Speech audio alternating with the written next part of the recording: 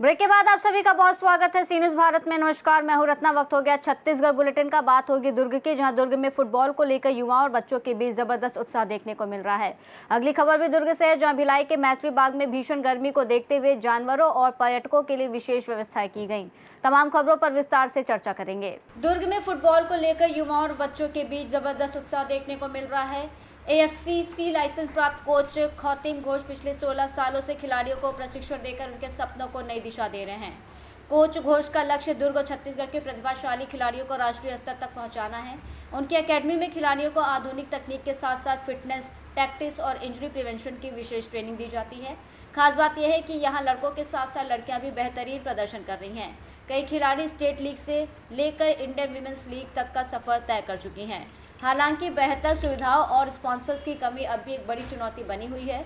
इसके बावजूद कोच का मानना है कि सही मार्गदर्शन और अवसर मिलने पर छत्तीसगढ़ के खिलाड़ी राष्ट्रीय स्तर पर अपनी अलग पहचान बना सकते हैं। परिचय बताइए आप। मेरा नाम खौतीम घोष, मैं AFC लाइसेंस कोच हूँ।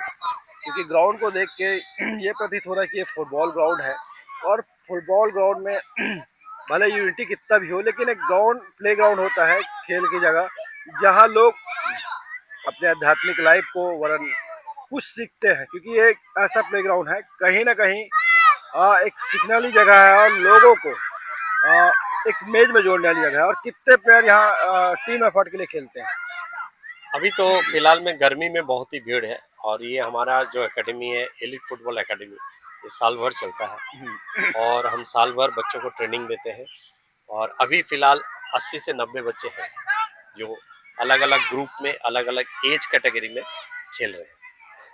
सर इनका एज क्या होगा अभी बच्चों का? जैसे एज लिमिटेड रहता है ना प्ले हाँ, ग्राउंड एज जैसे एज यहाँ पे कुछ, ये जो सामने वाले बच्चे खेल रहे हैं ये 6 साल से 8 साल 9 साल तक है। उसके बाद 9 साल के ऊपर वाले एक ग्रुप है, 10 साल 11 साल तक, 11 साल के ऊपर फिर ग्रुप है। ऐसे करके ग्रुप बटा हुआ है, 4 से 5 ग्रुप है जो आफ्टर ऑल, और जो लास्ट में है वो सीनियर ग्रुप है। तो ट्रेनिंग के दौरान बच्चों को कितना चुनौती का सामना करना? ट्रेनिंग के दौरान काफ़ी चुनौती करना पड़ता है। जैसे इतना बड़ा ग्राउंड है, हम पहले शुरू में इनको थोड़ा सा राउंड स्टेमिना के लिए राउंड दौड़ाते हैं। तो इस गर्मी में छोटे बच्चे 4 से 5 राउंड दौड़ते हैं।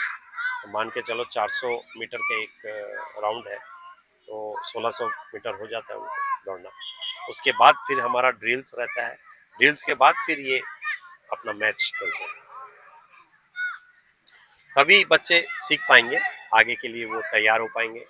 हमारे यहाँ से डिस्ट्रिक्ट छत्तीसगढ़ लेवल के बच्चे खेले हैं, स्टेट लीग के बच्चे खेलते हैं, सभी कंपटीशन में भाग लेते हैं। ट्रेनिंग का टाइम क्या रहेगा? क्योंकि यहाँ देखा जाए तो अंधेरा भी होते जा रहा है। ट्रेनिंग का टाइम एक्चुअली 5 से 7 का है, 7 सवा 7 तक रहता है। लेकिन अभी हमारा लाइट कटौती हो गई BSP की तरफ से, इसलिए थोड़ा सा हम 15-20 मिनट पहले बंद कर रहे हैं। 6:45 बजे तक हो रहे हैं। तो इसमें थोड़ा सा बच्चों को तकलीफ हो रहा है कि अंधेरा हो जाता है, तो अंधेरे में फिर जो हमारा लास्ट ड्रिल्स वगैरह रहता है कूल डाउन का, वो सब हम नहीं कर पा रहे हैं। फुटबॉल चूँकि एक नेशनल गेम है, और नेशनल गेम के तहत यह एक चुनौतीपूर्ण बात तो आपने कर दिया, लेकिन या इस भिलाई में, खासकर मरोदा भिलाई में कितना रुझान है खासकर फुटबॉल को लेकर? मरोदा क्षेत्र में अगर बोलेंगे तो आज पूरे भिलाई क्षेत्र से मरोदा और रिसाली में ही 2 एकेडमी है जो बहुत फुल फ्लेज में चल रहा है। बाकी जगह फुटबॉल लगभग खत्म हो चुका है। बाकी जगह हमारे यहाँ पे जो बच्चे आते हैं, स्मृति नगर, हाउसिंग बोर्ड, दुर्ग, सब जगह से बच्चे आ रहे हैं। यदि हम चुनौती की बात करें, जैसे भाई साहब ने चुनौती की बात करी, जैसे यहाँ के जो प्ले ग्राउंड में खेल रहे हैं खासकर प्लेयर्स, क्या बाहर के प्लेयर को चुनौती दे सकते हैं? बिल्कुल, हमारे क्लब से अभी एक लड़का जो मिनर्वा एकेडमी, जो हमारा one of the best academy है इंडिया का, उसमें हमारा चयन हुआ है और वो अभी वहाँ खेल रहा है।